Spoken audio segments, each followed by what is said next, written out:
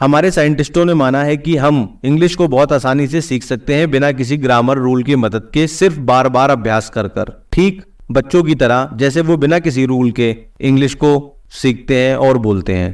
धन्यवाद। Our scientist had certified that we can speak fluently English without any grammar rule, only with repeatedly habit. So we can repeat our habit with speaking and listening like kids. So we can also speak very well like kids without any rule. They can understand and they can speak very well. Thank you.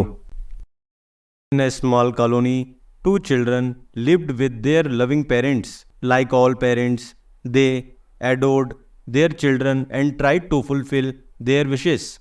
Kamal, one of the fathers, would fulfill every desire of his child, whether it was good or bad, just to keep him happy.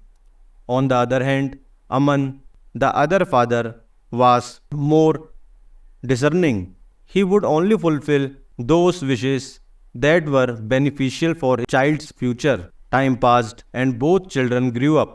Kamal's son developed a habit of demanding extravagant things despite his parents' attempts to him from bad desire. He insisted on until his wishes were met.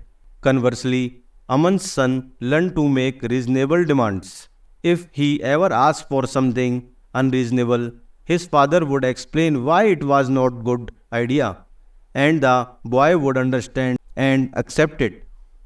This understanding became a habit. As the years went by, both boys matured into adults. Kamal's son continued to demand things relentlessly, causing stress and problems for his parents.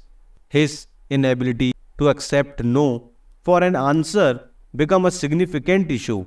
In contrast, Aman's son had grown into a responsible and thoughtful individual.